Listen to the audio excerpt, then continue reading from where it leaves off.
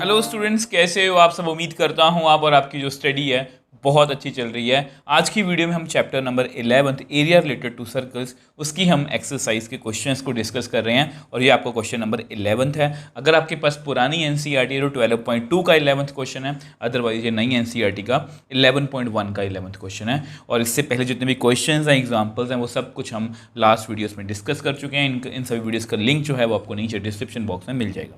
Question बहुत easy है। A car has two wipers which do not overlap. Each wiper has a blade of length 25 centimeters sweeping through an angle of 115 degree. Find total area cleaned at each sweep of the blades.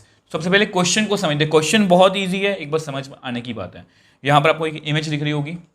अब ये जो image है इसमें कोई भी car लगा लो या कोई भी ऐसी चीज़ जिसमें वाइपर्स लगे हैं, ठीक है। अब कार ही मान के चलो, तो कार पर जो वाइपर्स हैं वो ये काम करते हैं कि जब बारिश में हम उसको कार को चलाते हैं तो वाइपर्स जो हैं शीशे को जो है जिससे हम कि उसको देखते हैं, ड्राइव करते हैं, तो उसको साफ़ करते हैं। तो अगर मैं आपको थोड़ा समझा पाऊँ कि यहाँ पर ना देखो एक बात लिखी गई है, कार है, उसके ऊपर दो वाइपर्स होते हैं, डू नॉट ओवरलैप।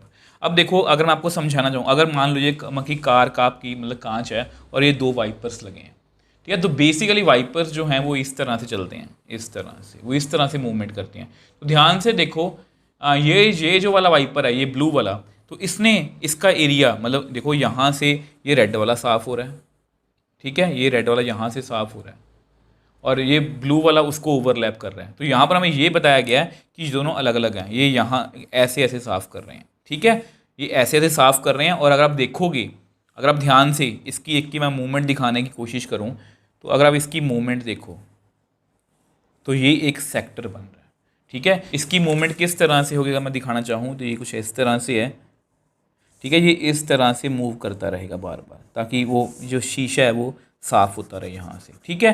तो बीच में एंगल हमें दिया हुआ है 115 डिग्री, ये लिखा हुआ है। और वाइपर्स की लंबाई कितनी है, 25 सेंटीमीटर। अब ये बन क्या रहा है, ये एक सेक्टर बन रहा है। ध्यान से देखो, हमने ऐसे काफ़ी क्वेश्चंस किए हैं और एरिया ऑफ सेक्टर हमारा माइंड मैप कहता है वो हमें निकालना आता है। थीटा भी हमारे पास है, ये क्या बन जाएगी 25 सेंटीमीटर, ये वाले रेडियस।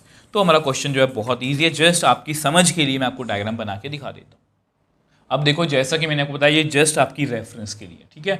आपको पेपर में बनाने की जरूरत नहीं है। जस्ट मैंने दो वाइपर्स बनाए हैं जिनमें एंगल 115 है, रेडियस कितने 25 सेंटीमीटर। अगर एक का एरिया पता लग गया तो दूसरे का एरिया हम की डबल करके निकाल लेंगे। उन्होंने यही पूछा ना, एरिया क्लीन्ड बाय, ये जो येलो में है ये क्लीन एरिया, ठीक है। तो अब हम क्या करेंगे, एरिया ऑफ सेक्टर, ये हम बेसिक में अच्छे से सीख चुके हैं।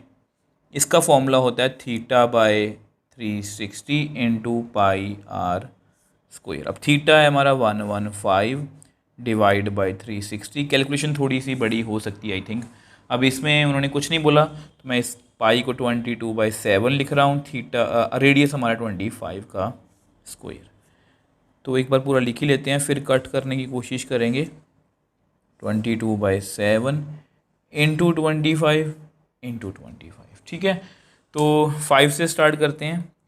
5 2 ज़ा 10, 5 3 ज़ा 15, तो 5 7 ज़ा 35, 5 2 ज़ा 10, तो ये 11, यहाँ पर 36 आ गया आई थिंक। और तो कुछ कट नहीं हो रहा, ठीक है। तो ऐसा करते हैं, इनको मल्टीप्लाई कर ले। अब देखो, इनको मल्टीप्लाई करोगे 23 को 11 से, फिर 25 इंटू 25, तो इतना आएगा 158 125।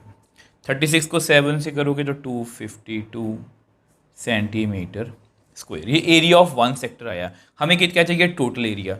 तो therefore total area cleaned by each sweep is 2 into double करना पड़ेगा क्योंकि दो वाइपर्स हैं, ठीक है। या दोनों को ऐड कर लो, एक ही बात है, ठीक है। तो इनको अब आप कट कर सकते हो।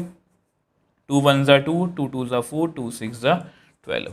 तो कितना आ गया हमारे पास, 158 125 बाई 126 सेंटीमीटर स्क्वायर। उन्होंने भी ऐसे ही छोड़ा एनसीईआरटी, मैं भी वैसे ही छोड़ रहा हूँ। आप इसको डेसिमल में करना चाहते हो, डेसिमल में कन्वर्ट कर सकते हो, depending upon situation, depending on question की किस तरह से आपको पेपर में पूछा गया है। तो दो ब्लेड्स थे, समझने वाली बात बस यही है।